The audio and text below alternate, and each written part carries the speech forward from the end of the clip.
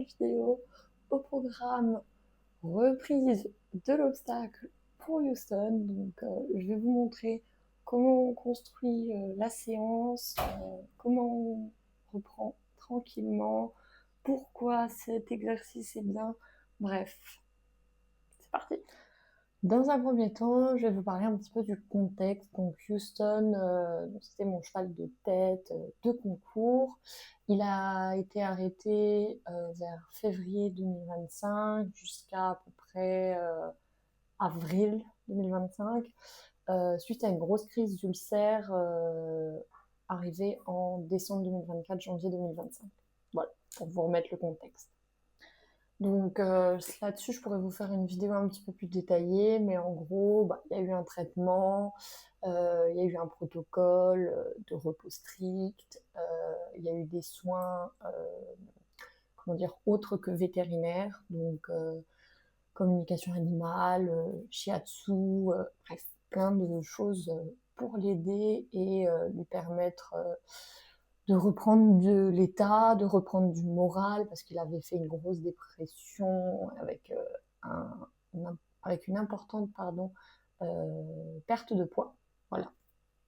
Et on a repris progressivement le travail courant mois de mai, voilà, avec des petites balades, des petites séances et tout ça. Et on entame un travail un petit peu plus sérieux, donc en carrière, depuis début du mois de juin. Voilà, donc il a repris les séances en carrière, j'ai pu reprendre quelques cours de dressage, de plat avec lui, toujours dans l'objectif de remuscler mon cheval.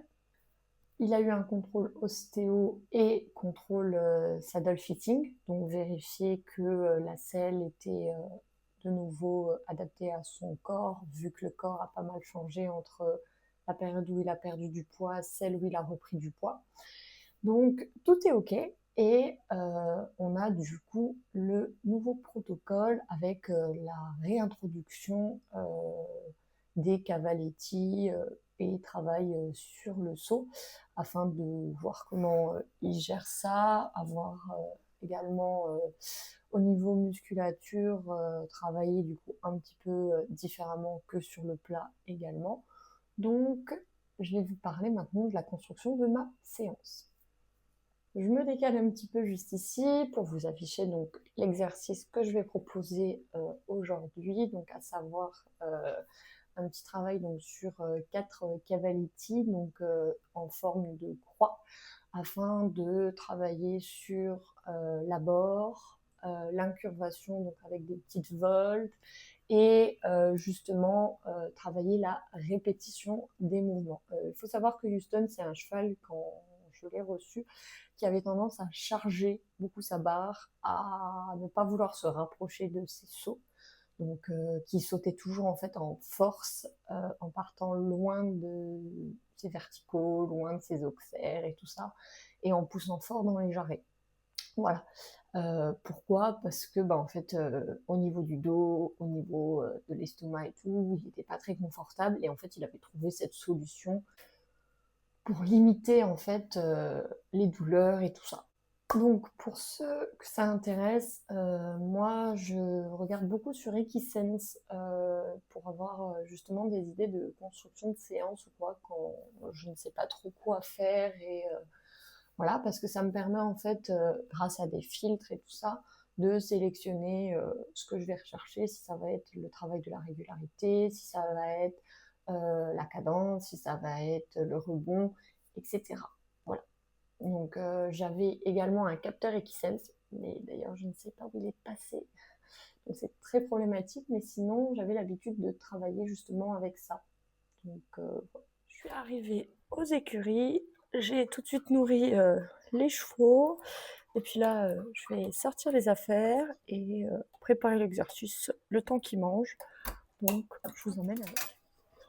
Première chose, on sort le chariot, on remonte le porte-filet et on vient prendre son filet, le Tsinman pour la séance. J'ai testé hier et franchement il est bien avec, donc on va faire quelques séances avec pour le guider dans le bon sens au niveau du travail, sa sangle et la selle iconique. Je vais prendre un tapis, je sais pas encore, tiens, je vais prendre le free jump. Avec le tapis free jump, je prends le chauffe-d'eau pour lui mettre le temps de préparer, ça lui chauffera le dos et ça va l'aider. Enfin, on vient chercher ma bombe et j'ai déjà mes bottes. Sans oublier mon stick juste ici et ensuite direction mon autre casier pour les protections. Celui-là, c'est clairement plus le bordel étant donné que c'est mon casier de longe, de pharmacie, de produits pour les cuirs, de bonbons, de grandes longes, bref, de couvertures restantes et tout ça. Mais du coup, les protections juste ici. Je vais prendre du coup ces Andona. Je vais juste mettre les antérieurs, ça suffit pour la maison. On se retrouve dans la séance montée, donc là on finit avec une petite détente au galop, j'avais pas de vidéo avant au pas et au trot.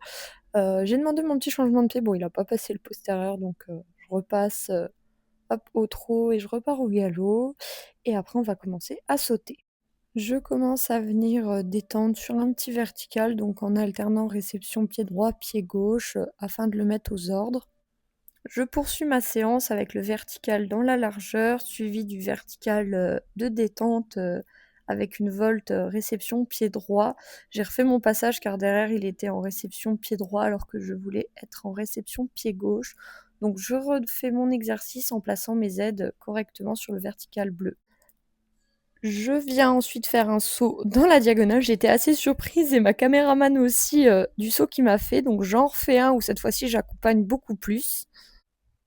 On commence avec le vertical de détente, volte à droite, donc il est désuni, mais je garde mon galop pour l'aider à changer de pied, chose qui fait très bien, et du coup la deuxième volte se passe bien, je travaille bien, et je vais lui demander de se rapprocher de sa barre.